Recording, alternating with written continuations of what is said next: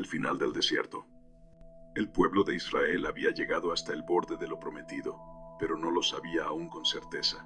Durante 40 años habían caminado siguiendo una palabra, no una vista. El desierto había sido su hogar, su prueba y su escuela. Allí aprendieron a levantarse con el alba sin saber qué traería el día, a depender del pan que caía del cielo y del agua que brotaba donde no debía existir.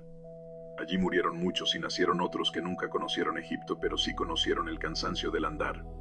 Ahora el campamento estaba en silencio. Delante de ellos corría el Jordán, ancho y crecido, desbordado por las lluvias. No era un río dócil. Sus aguas bajaban con fuerza, arrastrando ramas y lodo, como si la misma tierra se negara a ser atravesada. El sonido del agua llenaba el aire, constante, profundo, recordándoles que no todo lo que Dios promete se alcanza sin enfrentar un límite. Detrás quedaba el desierto, pero no se iba sin resistencia. Quedaban los recuerdos, las quejas antiguas, el miedo heredado de una generación que no creyó. Quedaban las tumbas sin nombre y las historias repetidas al caer la noche. El desierto había marcado sus pasos, y aunque ahora estaban a punto de dejarlo, aún lo llevaban dentro. Josué observaba al pueblo desde la distancia. No levantó la voz de inmediato. Sabía que no se trataba solo de cruzar un río, sino de cerrar una era. Moisés ya no estaba. El hombre que abrió el mar había muerto en el monte, viendo la promesa sin tocarla. Ahora el peso recaía sobre él, un líder formado en la espera, no en la gloria. El Jordán no se abrió ante la memoria del pasado. No se movió por la nostalgia ni por la promesa repetida. Permaneció allí, firme, como un juicio silencioso. Para cruzarlo no bastaría recordar lo que Dios hizo antes. Era necesario confiar en lo que estaba a punto de hacer ahora. Cuando Josué habló, su voz no tembló. Ordenó al pueblo que se santificara, que se preparara, porque el Señor haría maravillas en medio de ellos. No explicó cómo, no dio detalles, solo anunció que el tiempo había llegado. Y así terminó el desierto. No con una celebración, sino con una espera solemne frente a un río que aún no se abría. El arca y el paso de fe.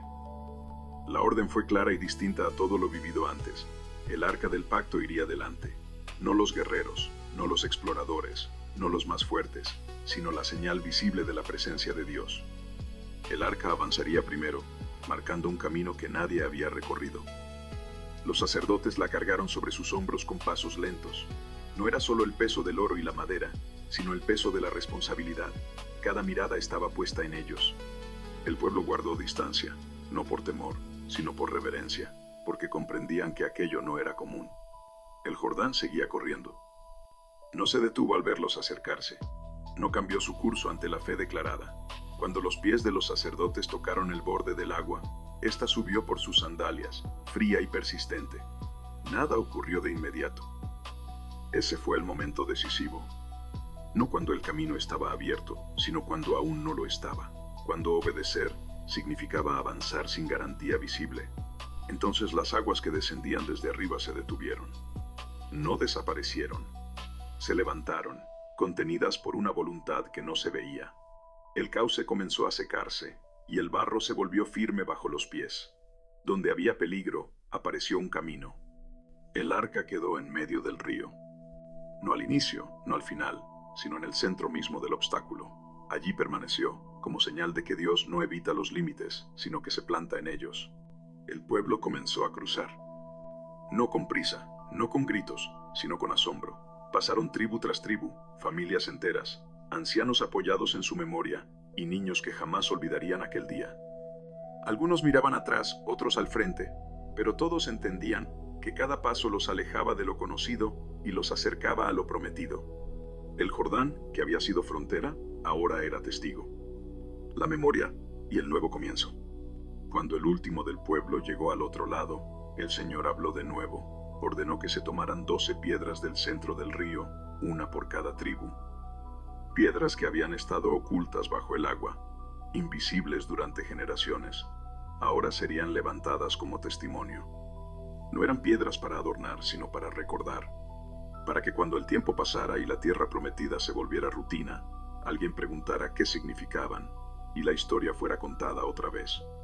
Solo entonces los sacerdotes salieron del Jordán.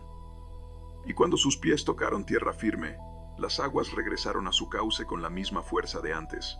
El río volvió a ser río, como si el camino nunca hubiera existido. Pero el pueblo ya no estaba allí. Habían cruzado. Aquel día, Dios engrandeció a Josué ante los ojos de Israel, no por palabras, sino por obediencia confirmada. El liderazgo cambió, pero la fidelidad del Señor permaneció. El cruce del Jordán no fue solo un milagro. Fue el cierre de una etapa y el inicio de otra. Fue la señal de que no todos los finales son pérdidas, y que a veces Dios permite que el río vuelva a cerrarse, para que no se regrese al lugar del que ya se salió. El desierto quedó atrás. La promesa estaba delante. Y el pueblo avanzó, sabiendo que el mismo Dios que los había llevado hasta el límite, también los guiaría en la tierra nueva que ahora comenzaban a pisar.